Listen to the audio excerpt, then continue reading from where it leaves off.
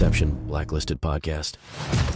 Welcome to the podcast. We're going to explain and talk about why different Olympic weightlifting programs are good or bad for you. Kind of talk to you about our new Olympic weightlifting program headed by this guy right here, Patrick Long, a.k.a. Goblin Mode Man. We're in the Goblin lair right now. We are.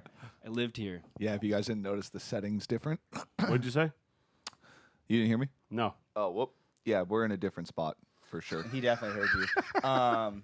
No, yeah, Pat used to live next door, a.k.a. literally in the other room, in the Goblin room. Yep. Full Goblin mode. This is where it all originated. Pat's villain arc. Yeah. Well, so we have a new Olympic weightlifting program out. It is run by Dissident Barbell, and which is this guy. And My new company. yeah, My new empire. there you go. What's the name? Why is it Dissident Barbell? Because Kyle and I came up with that name at Pop's Coffee. Was it Pops or Starbucks? It was Pops, right? It's Pop's. Yeah. Thank God. Yeah, way cooler It'd have spot. to get deleted if it was at Starbucks. No. Yeah, they would have picked that up and immediately copyrighted. I don't know. I heard R-bomb drop at that Starbucks, and the people behind the counter laughed. So Times have changed. Nature's healing. The nature is healing. But no, we came up with that name because we wanted it to be something that was against like the normal policies of like weightlifting culture. weightlifting culture, and I kind of like always associated weightlifting or weightlifters for Olympic weightlifting. I always associated them with like golf. Why? And, because they're like hyper fixated on, you know, how your clean and jerk or snatch looks, and not how much weight you're lifting. And like, I feel like the emphasis, like in my mind, Olympic weightlifting is like a gritty sport. You have to be aggressive. You're trying to lift heavy. Like you get points for lifting heavier, not for looking better. It's not gymnastics. It's not like, yeah, there's no points for grace. You know what I mean? Do they get points for grace in golf? That's an actual question. No, but you could compare it to gymnastics also, Yeah, okay. right? Fair. Like Yeah, that's fair. you don't get points for deducted for leg separation or and stuff like that, or how good the technique was. There's no like there's no subjective judging apart from like a press out Sure, from sure, a sure, snatch sure, or yeah. something like that. But I just thought the overemphasis on like having to be perfect, kind of like a gymnast. I think that mentality kind of like self-sabotages some people sometimes. And that's why I liked, that's why I gravitated towards like Penlay initially, was because like the Penlay style of Olympic weightlifting initially was because of, it's like you have to lift heavy to get good, and you have to break through mental barriers and things like that. But I don't think that's a good way to train for people who are also doing other fitness like CrossFit and things like that, because it just beats you up.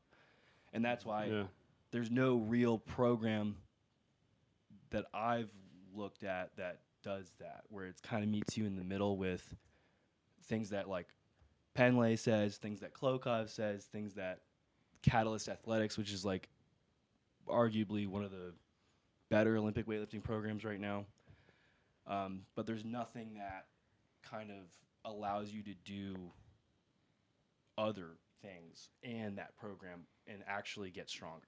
You know what I mean? So you think there's a void missing between like an Olympic weightlifting program that is like kind of geared towards Olympic weightlifting, but also being able to do kind of like other facets of a sport? So like Olympic weightlifting and CrossFit, is that kind of what you're saying? Yeah. Yeah, Okay. basically, without it being just like a really vanilla like template, like almost kind of like calling out like mayhem a little bit, where it's like 2 days a week you have your snatch and your clean and jerk stuff. Hold this up to your face. Okay. I'm thinking more of like you still want to specialize in the Olympic lifts while doing CrossFit and staying fit. Okay. You know what I Yeah. mean? Like, yeah. So is this more for like is this program more for somebody who wants to be an Olympic weightlifter but dabble in CrossFit, or is this like a CrossFitter trying to get better at weightlifting? You can do Okay, both. okay. Absolutely both. If so, my friend Cody, who's going to be doing this program initially that we're going to release in August, he's going to start it next week, and he went to nationals last year and finished 10th in the nation against a bunch of weightlifters who only do weightlifting at weightlifting gyms, and he lifts 5 days a week, but does nowhere near the volume that they do for lifting, but he still does CrossFit and rowing intervals, things like that, like throughout the week, and Staying generally fit. Yeah. And I just think that is just in general really important, because I think when you over specialize in weightlifting, that's where you plateau super hard, and then you create a bunch of mental barriers with numbers. So you have a lot of people who specialize in Olympic weightlifting, and they're hyper fixated on 100 kilos, or 220 pounds. Like they're hyper fixated on numbers because they don't have enough variance in what they're actually doing as far as stimulus, which flows right into kind of like, I just read the conjugate method from Westside Barbell. It's like identical philosophy almost to Penlay. Yeah, yeah. In that you need to vary what you're doing and keep the intensity high from week to week, right? And they have different opinions on like intervalizing that, whether you change what you're doing every 2 weeks, every 3 weeks, every week, every day. Like they have different opinions on that, but I like using a degree of that while still keeping it on an actual strength and conditioning program where things are directly linear still, which is kind of like stuff that I've learned from training with Griffin, is following linear strength programs that are still like, I mean, I guess you could call them boring in a way, because it's like to a CrossFitter for sure. Right, because it's like I got 2 Or weeks. somebody with ADD. Right, where you have like 2 weeks. A boring of doubles. program is a good program. Yeah. Yeah. Yes. Yeah. Totally. Doesn't mean it doesn't fucking hurt. I'll tell you that. Yeah. Yeah, so basically I'm just trying to take things that I've learned from everybody and my personal experience, and also some new concepts that I'm trying to put in, and they're new concepts to me, and things that I think are missing. So like the PAP training I have in here, which is Honestly, Pat, I love that you have that. Damn, what are you doing on the phone right now? I'm pulling up the paper that I wrote on post-activation potentiation. yeah. So okay. post-activation potentiation is PAP. Is he looking at memes? No, he. And, no. Okay. Actually, He's legitimately autisming out. Oh, Over it. okay. yeah, I saw post-activation potentiation in the notes, and I He's like, basically have a load of jizz on the Explain floor. that to the people listening. yeah. So, Greg Everett, the guy who runs Catalyst, said that in order to, you can't just be faster by getting stronger, right? So like, you have to train fast to get fast, and there's in their programs they have a lot of like box jumps, and that's about it. They have box jumps in there, but no like. Are they varied box jumps, like different, or is it just box jumps? The few programs that I looked at, it's a lot of just box jumps, and a lot of Ollie programs do have like back squat jumps, like weighted jumps, box jumps, things like that. But nothing.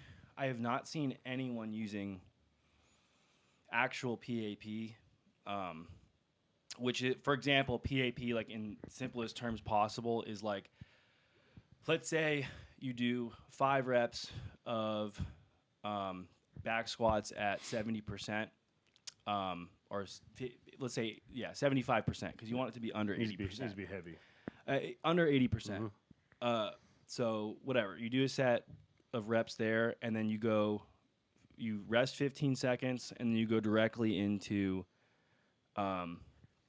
those tall vertical bounding jumps, or you could do seated box jumps with as much force as you could possibly use or the most output you can possibly put out until you start to fatigue and then you stop. And then the rest time between these is kind of what I'm going to get into next because it's pretty broad. But the way I wrote it in the program is in the middle of because there's a lot of there's a lot of conflicting information. Some original PAP says you rest 15 seconds before you go in from the weighted stimulus into the dynamic movement. Others say you have to rest minimum of a minute. Some say you have to rest 5 minutes between. So I've put it in 2 minutes is what we're resting. So we're kind of cutting the middle of everything. And then the rest between sets generally has said, 3 to 5 minutes. But when you read about it, they say it's only 3 to 5 minutes because no one has time to wait longer. And I'm like, well, that's not really a good reason to not do it the right way, which it says 7 to 14 minutes is optimal. Yeah. Between PAP sets. So I'm limiting those sets to 2 to 3 sets because of time, but you're going to get the most out of it. So you're getting that potency. Okay. And I just haven't seen that utilized in any programs as trying to make people faster. I think a lot of Olympic weightlifters really lack explosiveness unless they're actually gifted, already athletically. I would also gifted. say specifically also in CrossFit. True, 100% true. And it shows at our freaking our Friday run sessions and sprinting and stuff. Yeah. But as you a lot of the stuff that I've given you is building that specific thing. We're not doing necessarily the style of PAP that's written because of all the CrossFit stuff you're doing. Right. If I wish I had a Vertimax because I would be putting you on that weekly. Yeah. And essentially, with PAP, you can do it in this realm where you train like that, and then you do it's kind of like supersetting almost, right? Yeah. You don't necessarily also have to do that to get the adaptations. You can do it at the end of your workout too. Right. And so that's why it's it's all conflicting, and it's how you want to get the adaptations for different individuals. And generally, you can do it like that. 2 minutes is gonna be fine, but you can also completely train that at the end of your session in a different way. So that's why some people okay, for instance, not that you want to do chain back squats for it, but theoretically you can. You're trying to create more force up faster, but also people don't lift like that in the first place. They just squat. Yo, control, fucking explode, right? Yeah. And if you don't try to do that, Yeah.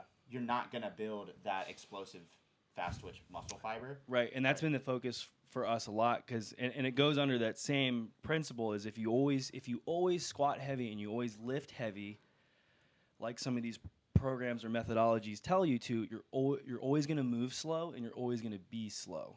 AKA, it's kind of similar to if you just run fucking volume and do stupid volume of running and that's all you ever do, you don't get faster.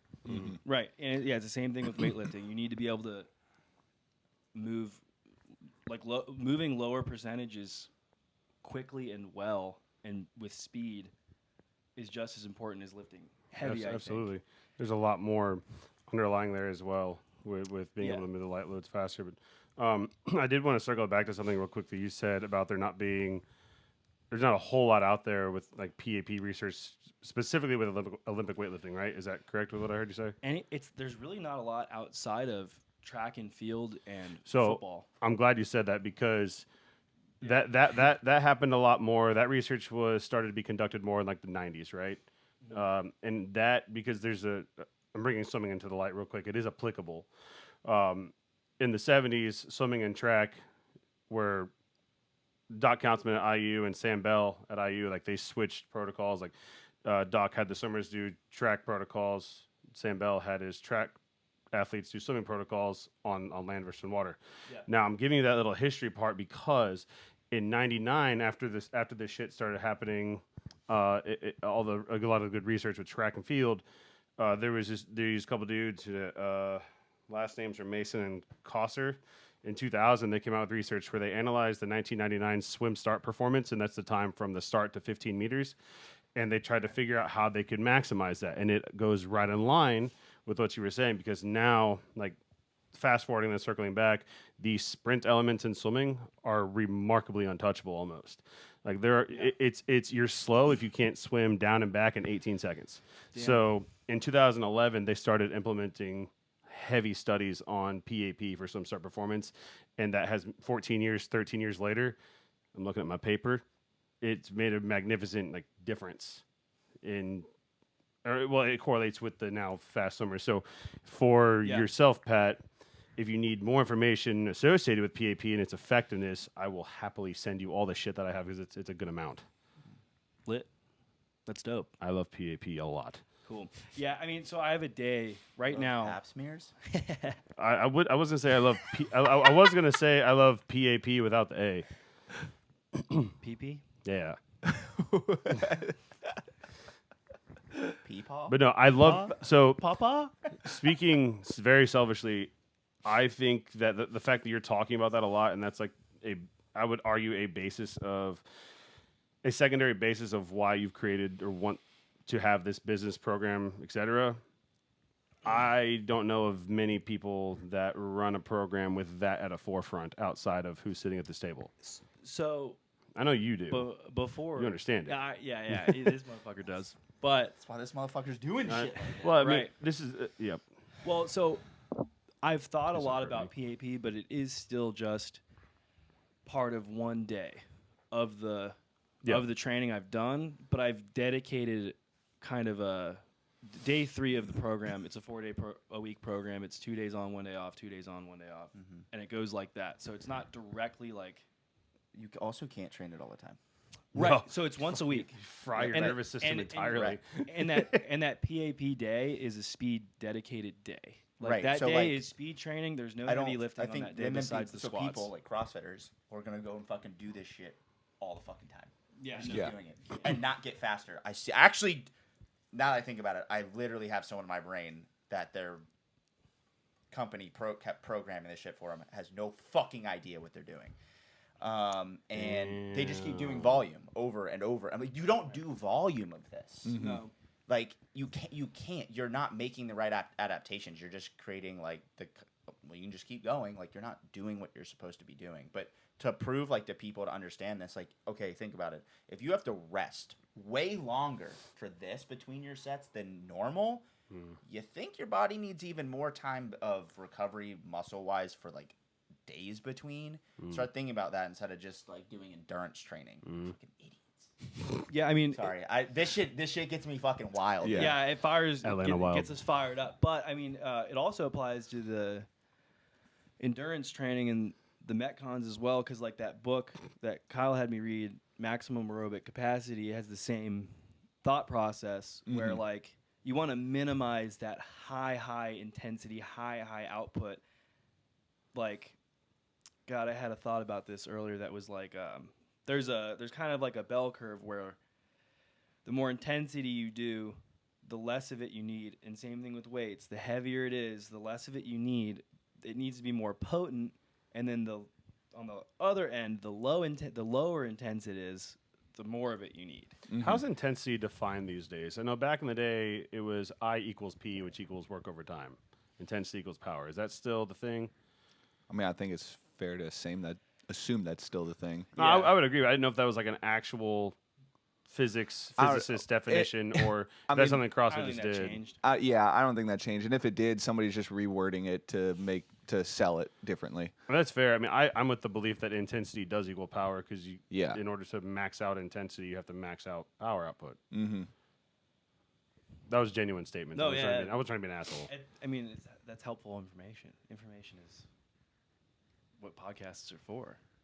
Yeah. Sometimes. Right? We put out a lot of good information last podcast.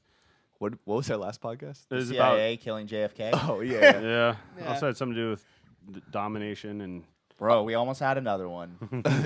Yeah, for real. Too bad though, because Trump's not gonna be like JFK ain't got shit on me. dude. He does. His He still does. He still does. He still does. His He still does. his fist pump definitely gonna become an NFT.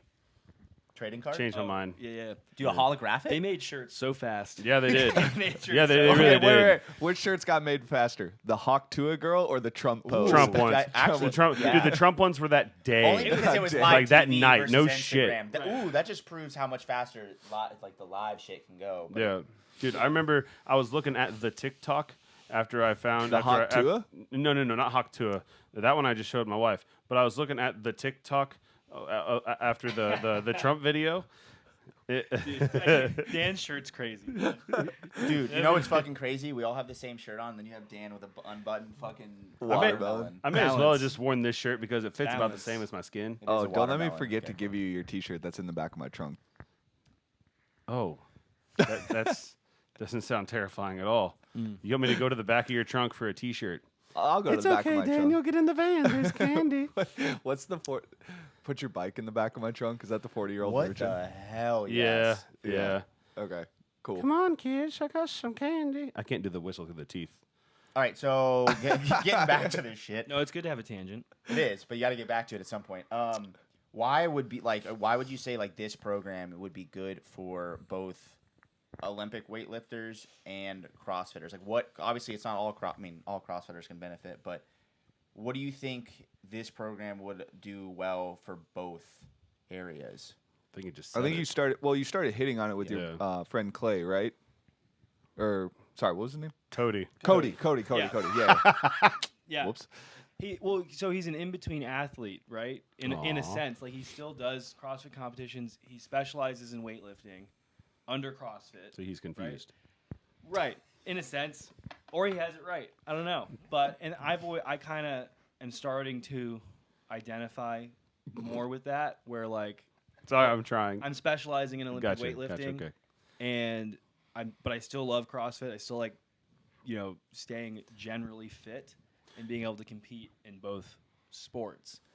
And Three the reason, sports. and I'm writing this program, and the reason I started this was because I couldn't relate to any other programs or companies or brands because they're so, I don't know if polarizing is the right word, but I guess polarizing. As Well, far as, everybody's like, kind of doing the same thing now. Like they Right. understand that CrossFit's like all about volume, endurance, etc. Right, And yeah. there's different aspects to training, but all the main brands are doing that right now. And then like all the weightlifting brands have kind of like this 5-day template of just like Yeah. we're gonna focus on this, and there's nothing that's like kind of finite Meeting and in the diving middle. into like a yeah. Right, and the other part of this is, I want this to not just be a template or a program that you buy. It's a club. It's a team. I'm trying to put a team together for people who do CrossFit, for people who do Olympic weightlifting, Mm-hmm. who can train together, go to events together, whether it's online or whatever. But I want people coming to all the competitions who are CrossFitters or Olympic weightlifters, doing the program, part of the club, Mm-hmm. and have more of like, I guess, a community built around the brand more than just like, I keep roasting Catalyst for no reason, even though it's a fucking great, they're great, but where they just have templates. Yeah. You just follow a template, Mm-hmm. which is great, but I just feel like there's a lack of community in a lot of these. Programs. Probably because it is such a solo sport, though, right? Like Yeah, you're right. going in. Also, like with the reason most companies have templates, especially with lifting, is because it is simple. CrossFit, stop making it fucking complicated. It's not. God damn it, it's not. There are percentages, reps, sets. It's very easy to take away variables. CrossFit's different. There's too many variables. Right. Stop making it like that. But that's why they sell templates, because 99% of the people can follow that and PR and get stronger. Mm-hmm. But also the people that plateau, they go into those templates and they don't understand like this kind of stuff, these detailed things of understanding like, hey, you've got to move fast. Hey, you've got to train harder this day. You can't train as hard this day. Because especially if a template's not writing off percentage, and then they might be writing off RPE. If you're not in tune with your body enough to know like what my RPEs are, like so like part of this is like having access to like more of a club community coach to help teach you how to do these things instead of templates. But templates make people more money if they're already a big company. Mm-hmm. Right, and I like the RPE thing a lot, and I've always I've always liked RPE a lot, but I also think percentages are important. So that's why in this program there are ranges, and the ranges progress, and like, you know, like a lot of things are, you know, it's like 60 to 65%. The next week it's 63 to 68%, right? So like you can still RPE that range. Mm-hmm. And that's why I'm writing it this way, is because it's almost like RPE and percentage I like at that the a same lot. time. I like that a whole lot, but Because I love what a lot of, like, I guess my Olympic weightlifting idols, I like a lot of their like training philosophies, You're and welcome. I'm just kind of bringing them all together. You're Yeah. welcome. Well, so you hit the training philosophies part, Pat. There's a part in the notes that you wrote here is the 3 training methodologies and principles of it. Yeah. Did you already hit on that? Did I blank out? Well, like roughly, I mean, I talked about a little bit about Klokov. Klokov is big on RPE, and another thing I wanted to get into was like people have weak backs, which is a big Klokov thing. Baby back bitch. Which is why he emphasizes Yeah, Terry Romanian Crews. deadlifts, like heavy RDLs, heavy pulls, things like that, kind of sometimes over squatting, because a lot of people in their pulls are super freaking weak, which is why I can snatch and clean and jerk more than people who are actually stronger than me, is because I have a really strong pull. Because there's dudes who squat 500, like my friend Cody squats 500 pounds. His clean and jerk is like 380, but he still snatches like 290. I'm glad you said that, man, And because I remember this. Remember Smolov? Sorry to interrupt. No, go ahead. Remember Smolov? The Smolov squat Yeah. program? Yeah. So when I first got in with CrossFit with Josh at Cataclysm, Yeah. like we followed Smolov, thinking that would help our Olympic weightlifting. Well, I won't speak for him. I'll speak for me. Thinking that would help my Olympic weightlifting a lot more, and instead I got 2 herniated discs. Also, how It's you too squat, much. how you Yeah. squat will directly impact how you Yeah. lift. So I didn't mean to interrupt, Pat. No, true. 100%. And there's a lot of variables that go into it, but I think that another part of like my thought process behind Dissident Barbell is kind of like there's something that Klokov said, that if your form breaks down when you're lifting heavy, it means that you're not strong enough to lift that weight, right? Which is more or less true. But then there's that Glenn Penlay part over here, which is like you need to train to maximum. You need to lift heavy weights. Lifting heavy is a skill. Like, form's gonna break down. It just happens. I like both of these, but I think there is a middle. There's a middle. And that is kind of where I want to be, is in that middle between those two ranges. Yeah. Also, like, I think to make that more detailed is because it's a very good statement, and I'm more towards the side of like what Klokov is saying, Right. because it's true. Oh, sorry. Can I finish one thing? Yeah. This is where I was going with that, is that in order to outlift people who are stronger than you, you have to go to that side. Right. You know what I mean? And that's kind of Yeah.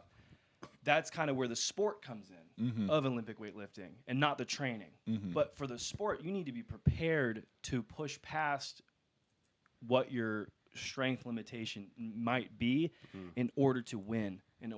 Which goes on in with our whole blacklisted thing, is like doing anything to win. You need, like, just because my snatch isn't going to look perfect doesn't mean I'm going to, attempt that. And if you always ingrain that in training 24/7, I don't think you're ever going to make that Hail Mary snatch on your third attempt in a ollie competition. Right. No. So that's just that is like kind of the vibe I'm rolling with a little bit. Yeah. I mean, you and you do have to do that, but I think so. Like, you're speaking from a like higher level elite athlete, Right. right?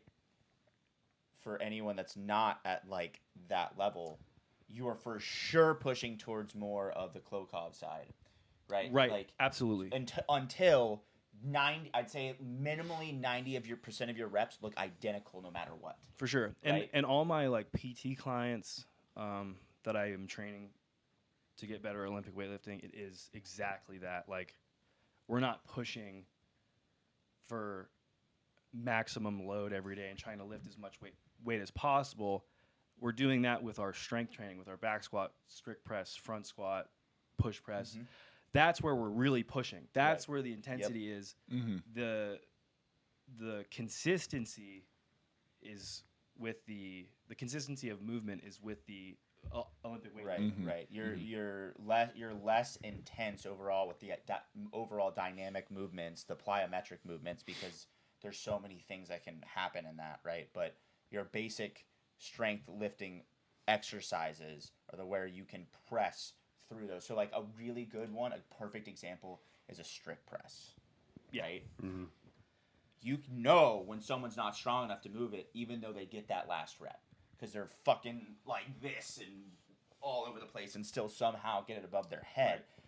But that isn't going, like, that's not gonna, it's helping you press past that like point of what you're talking about for the pin lay side of like go through that intensity. Problem is, if you do that all the fucking time, you're gonna fucking break yourself, right? Right. Your risk for injury goes up.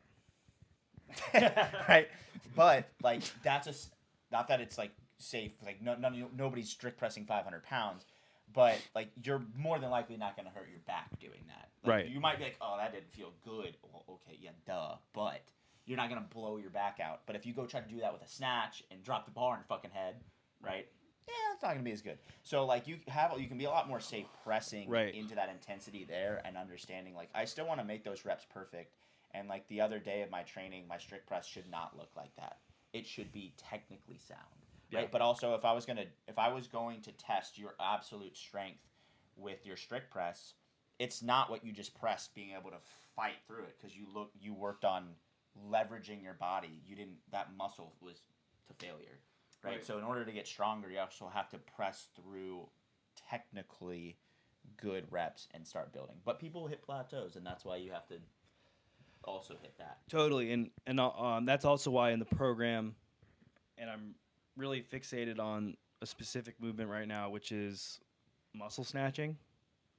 I love muscle snatching. I think, and this is a personal experience thing, but every time my muscle snatch 1 RM goes up, my snatch goes up. It's because you have good mobility. Every single time. Like when I initially, like 2 years ago, whatever, I PR'd my muscle snatch at like 205. I literally within that 2 weeks, I hit a like 295 or 290 PR snatch. Mm-hmm. And then earlier this month or last month, I don't remember, I muscle snatched 225, and then within 2 weeks of that, I hit the easiest 300 snatch of all time. You can snatch 315. My muscle snatch is like maybe 240, Right. 245. Yeah. Right. I'm pretty sure you can muscle snatch at least 235. And I think muscle snatching is a good way that you can also lift heavier, grind out reps, without building bad habits doing the full lift.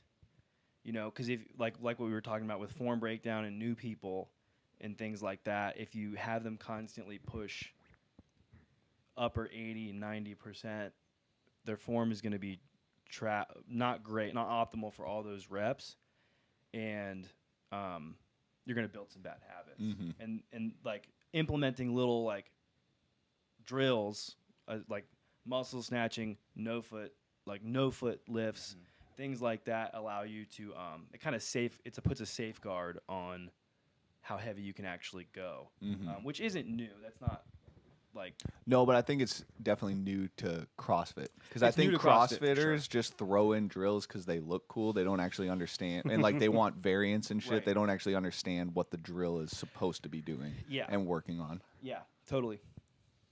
Yeah, but that also like, so one big thing I see, like again, and you hit on this, is that all these Olympic weightlifters will lift heavy all the fucking time.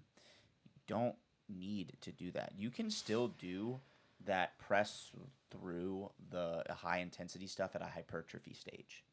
Right. Mm-hmm. And also then that means that's less weight, right? That is less on your CNS.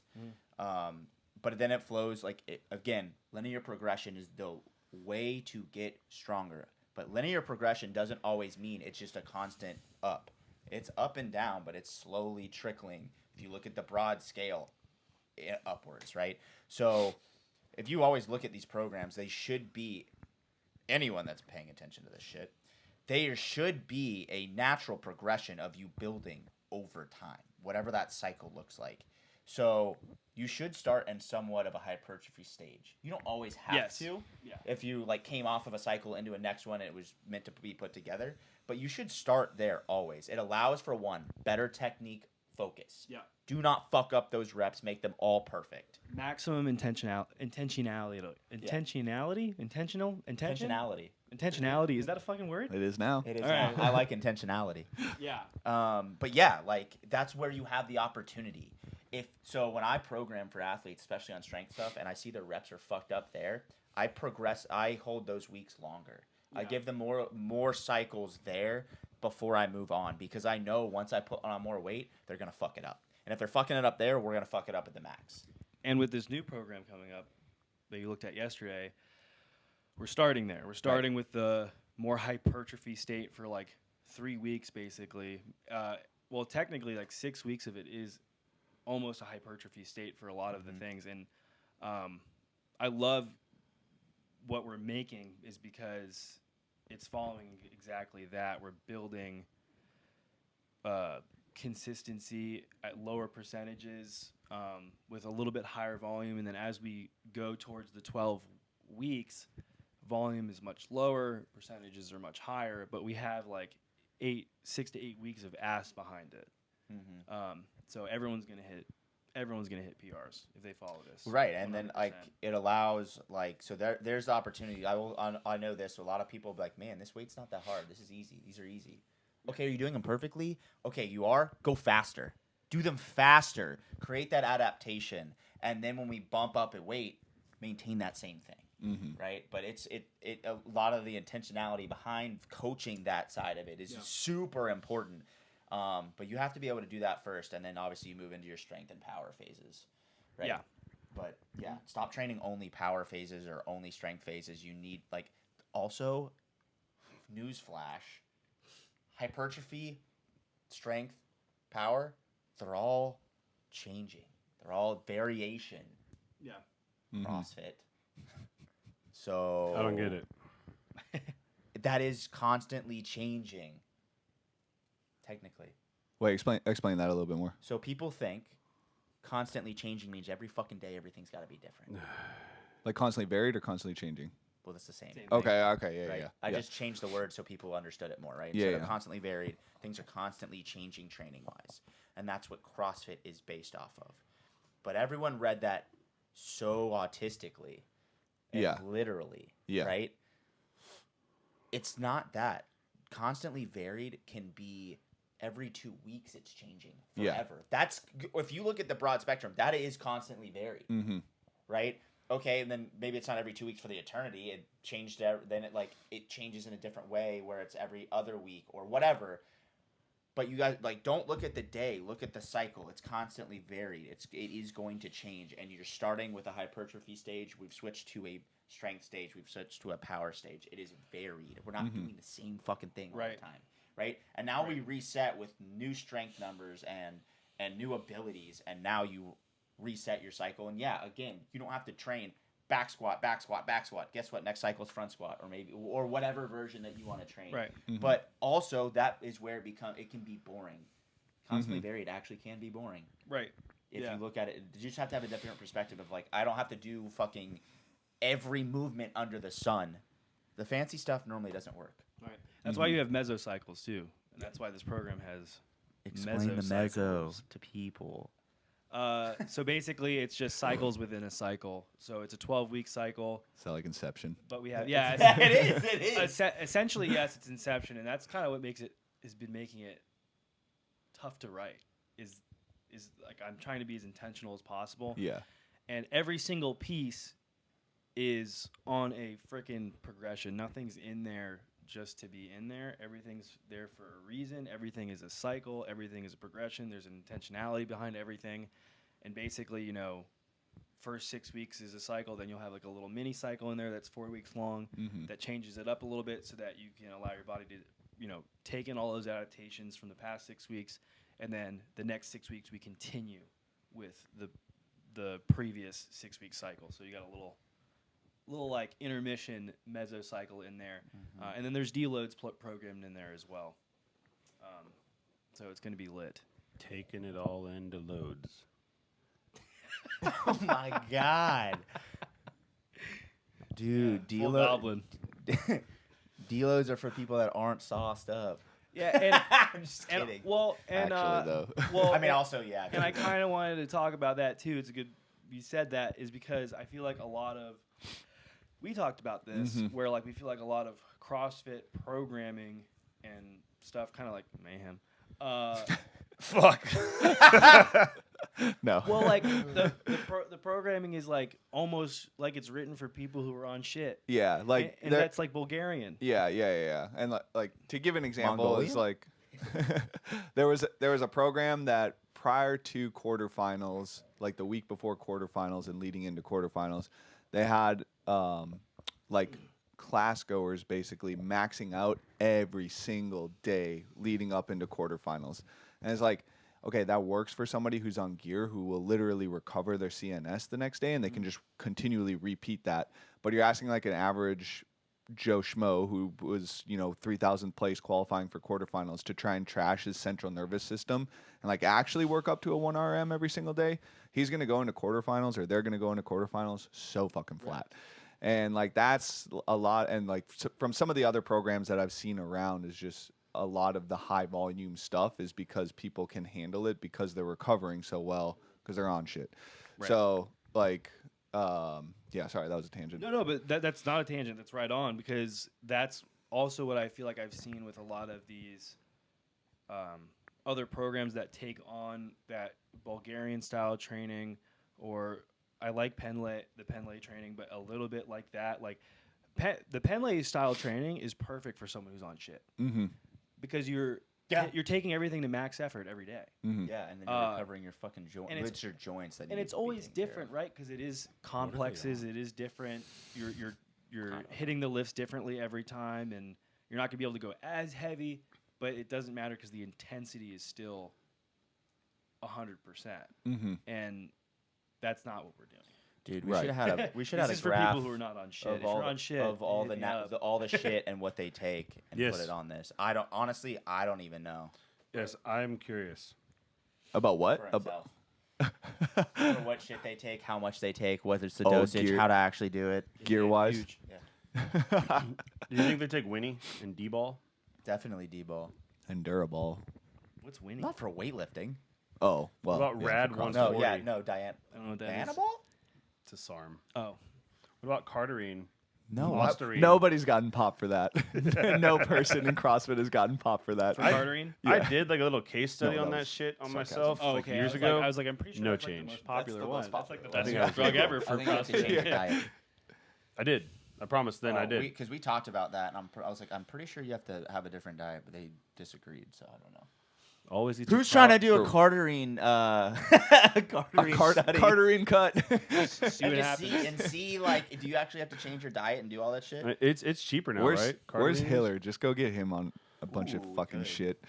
He already did TRT, and I'm pretty sure he was on a lot of other I'll shit. do when He it. was on He has TRT. to be on other shit. Other Yeah. than I'll do it. Oh, yeah, he I'll is. be the sacrificial lamb. There's no way he's just on TRT and no. That's what he claimed. What about growth from breast milk?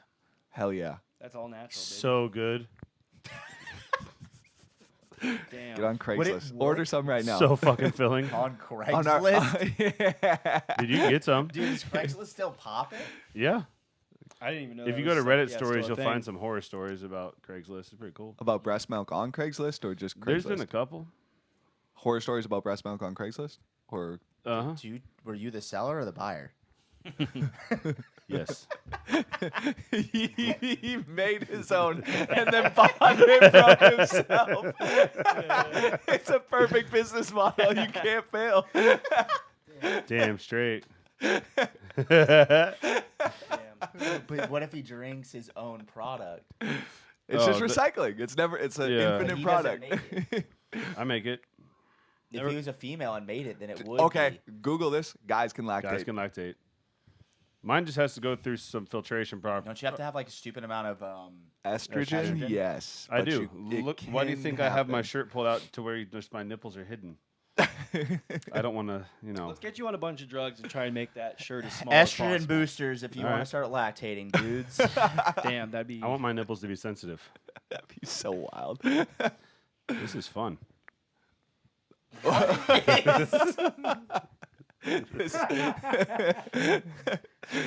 This part of the podcast.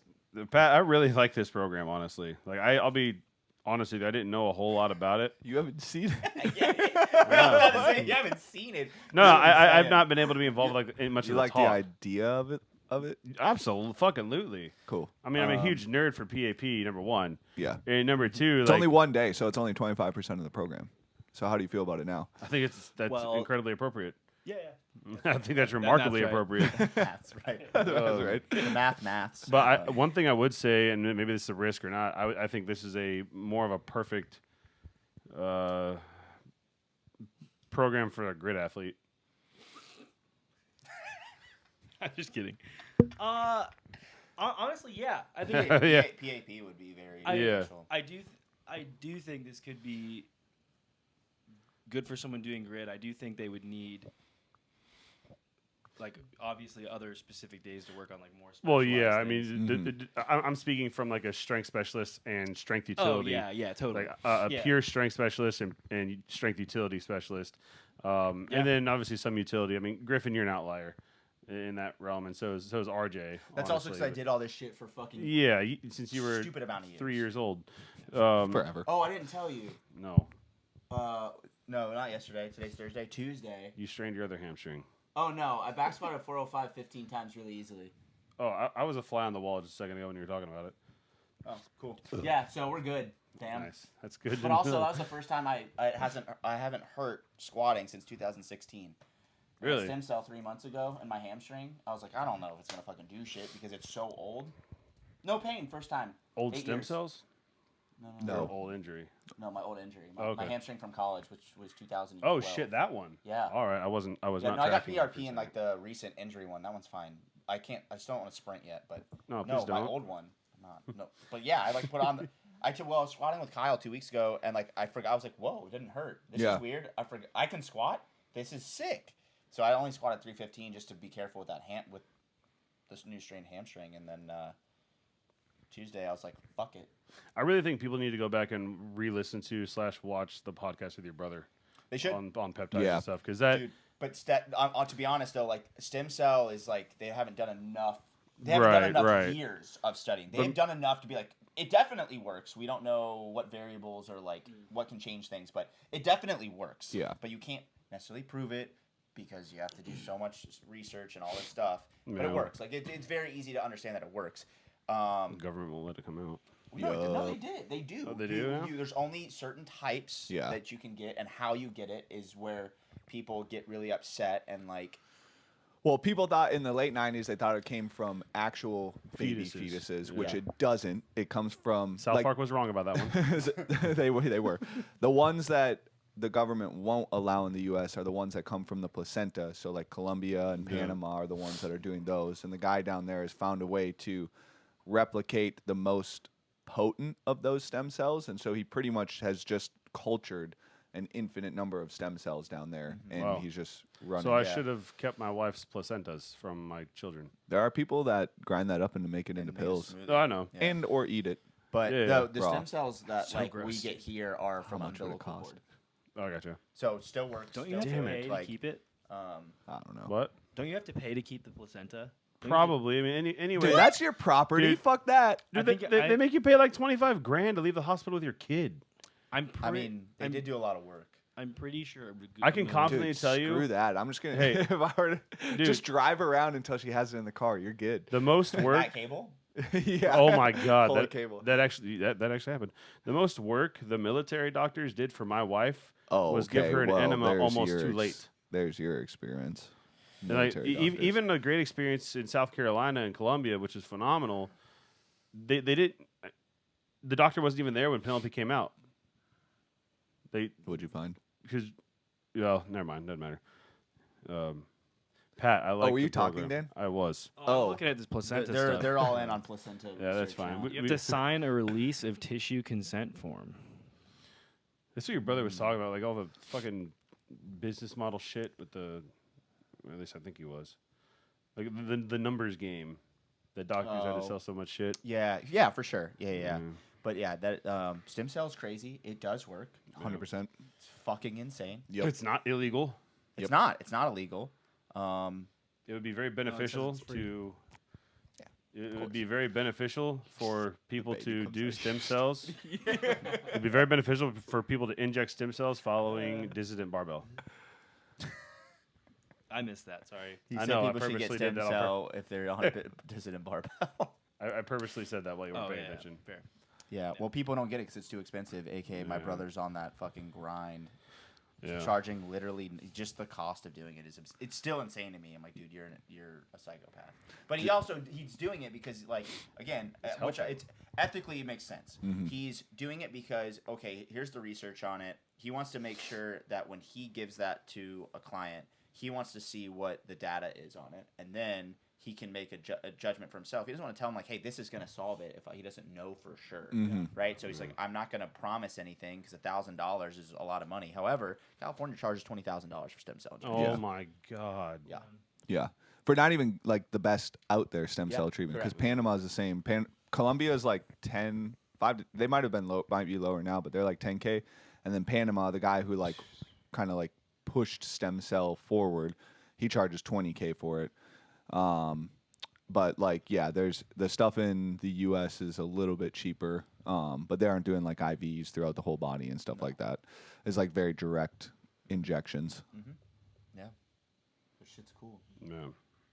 Very worth it. I actually think that like Brady is on the stem cell shit, and that's why his longevity. Brady, LeBron, all those dudes. 100%. That's why they're their also longevity. on telomeres, dog. Yeah, definitely. Yeah, they're Same on all with Keanu sorts of Reeves. shit. That would make sense. The man is. He I look- don't want him he to looks ever the die. same. You mean from the doesn't age. 13th century Yeah. lord Yeah. that he was? Yeah, He's a vampire. Yeah, absolutely. for He's sure. But the nicest vampire. I mean, I don't care. It's dope. Sweet Do you man. think it would be nice if you lived for 700 years? Yeah. I don't know. No, I think he'd be bored as I don't fuck. think I I'd would- want to live for 700 Yeah, years. fuck that. I'd be walking around I don't know. solemnly How long do you think it would be to explore the entire world? the entire world, and do including the we have Mariana Trench? infinite resources, aka money? Well, like you live for 700 years. You have jobs. At this point, if you don't have a fucking sick ass job, Oh. you're an idiot. Wasn't Noah like 700 years old? But let's say modern time Supposedly. now. Let's say modern time now. You're able to make $200,000, $300,000, $400,000 a year, whatever. That's middle class. No, Yeah, it's- right. Okay, he's not a king. Maybe he is, but let's just say on average, you're in King. the dead middle. Okay, if I live for Travel the world. if I live for That's a lot 700 of money to travel the world. if and I just lived make for it. 700 years Yeah. and had infinite number of resources, I think you could pretty much do everything that you wanted within 50 to 100 years. Hasn't James wanted Cameron? is a different term though. Okay. Being able to, let's say, visit every country. You're not gonna visit, I guess, every city. You could do that in a year. Yeah. New country Okay. every day. Yeah. So, all right. So Knock if out a you- bunch of them in Europe. to visit the whole country. Major cities. Obviously, can't be like all the stuff. How- I think 3 months per country. So like I don't know what the math is. How much of Russia? What is there? How many countries is there? It's 100 is it 280 or 180? I think it's 280. Hey 280? Siri, how many countries are there in the world? There are Nope. 195 195. Wrong. So divide that by 3. Is math. 585 6 years. months. 6 years to get to all the countries for 3 months. But you're only spending 3 months. This is 48 years. 48 years? Well, yeah. What the hell? 195 countries. Yeah. So you multiple. You're gonna spend 3 months at each one Yeah. But also, like, dude, Oh yeah, times 3 times 3. some countries. divided by 12. You're only gonna spend, dude. You're gonna 48. Go, Okay, 50 years. 50 years. Sorry. Yeah, that's yeah. right. So I guess it's I need all- to calculate. That Now- is, that's on a fucking fast pace. I'm in True. and out. Fuck this place. You're probably gonna hit it and spend quit a it. year at each. Spend a year. Okay, there's a good way. A year at each country. You're only looking at 195 years. Yeah, that's true. That's still not that long. Yeah. So Yeah. you said explore the whole world. Are we including like Mariana Trench? Hell yeah. All right. Shit, I always forget the name of that goddamn submarine. I was about to say, Titan. I keep Titan. thinking- Yeah. why does I keep thinking? Oh, Ocean Gate. Yeah. Ocean Gate. Yeah. Yeah. Yeah. I always think of Ocarina of Time, and I'm like, wow, I'm disrespecting them like that. Hey, Macarena. Ocarina of Time. What topic were we on before we went ADD? We were. I think Pat finished up his Dissident Barbell talk, and then we just kind of went. Yeah, and then I literally was like, Dan, guess what happened yesterday? Oh, Or 2 yeah, days okay, ago. okay. Yeah, I think we Sick. hit everything we needed to about Dope. the shit for now. Do you guys just want to ADD for another 30 minutes? Well, like Well, one more thing I would say, like been to an wrap hour. up for people If we want. and is, turn it into 2 episodes? Could do that. if you're a CrossFitter, Olympic weightlifter, someone outside the sport, Pat, who would you suggest to come to this program? If like, let's say, like, would you tell someone like, hey, like, I kind of want to get into Olympic weightlifting and maybe just do comps as for fun or whatever? Do you think this program is good for them, or should they just go to templates? I think they could do either the template that I have already made, because it's only 3 days a week. Mm-hmm. It's 7 weeks. You can run that cycle. You can run that 7-week program back to back. That's perfect for someone who's like, it is a beginner. I put beginner/intermediate because really either could do it. But that beginner intermediate template's like really perfect for someone like that. That's on our Wodify. Yep. Wodify. Store. Yeah. Wodify storefront. And then the new program, I would also say yes, but it might be, it's still accessible. Like all the movements are still accessible to like a novice lifter. You might just need a little bit more guidance through it. But when you sign up for the program, you'll be able to message me. Yeah. When would you tell people to decide between that or the 4-day-a-week program? Well, originally it was designed kind of like follow 7 weeks and then it kind of goes into the 4-day, right? So, but like, let's say You could, yes. Yeah. once it's out, who would you tell to decide? Should you go to the template or should you just hop into the 4 weeks? It depends The on 4 days, sorry. It depends on, I would say, what their other training is. Because if you're following like a full CrossFit like competitors program to the T, it might be too much. It might be too much for you to like get the full benefits from it. But if you are kind of cherry picking a CrossFit competitors program, and not doing the strength stuff for it, then I would push you towards that 4-day-a-week one. You really want to get strong. You really want to kind of be a CrossFitter who specializes in Olympic weightlifting. I think it's a good program. If you are an Olympic weightlifter who is beat up and your knees are wrecked because you're doing 5 days a week and your ollie coach is telling you to squat every freaking day, this is a good program for you. Just like Cody. That's where Cody's boat is. Last year for nationals, he said he was wrecked. He was burnt out. He was beat up. He was, doing way too much volume, 5 days a week. And that's why I reached out to him, because that's the demographic, really. That is, well, it's a huge demographic, but he's like a perfect candidate for it. Who is an Olympic weightlifter? As far as CrossFitters, if you, like I already said, you want to specialize in Olympic weightlifting as a CrossFitter, it's a perfect. Do you think it's a good program for those? Like, because this is the right time for people to try to start getting stronger instead of doing so much conditioning. Perfect program for that. And then when would you tell people like to be more of an individual athlete and have an individual coach versus following this program? So yes, good point.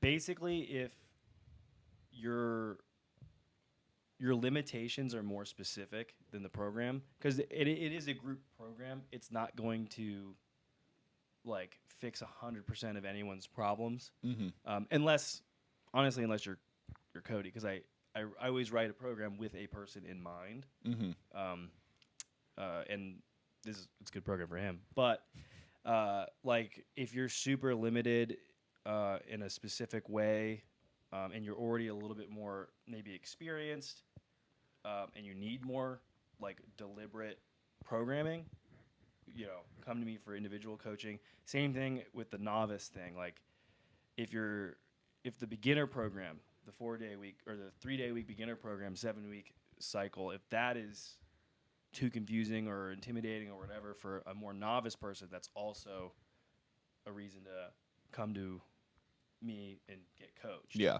So it's kind of like a spectrum. If you're new, individual coaching. If you're more experienced, very elite, probably individual coaching. And if you're somewhere in the middle, the template would work well. Yeah, absolutely. Yeah, and Or the 4-day program would work well. And I want this template to work for a lot of people. Because I just don't think there's anything really out there that's like it. So yeah, Dope. lit. Sign up and don't suck. You right? Is that it? Yeah. All right. Catch you guys Slob next on time. my knob, like a corn cob.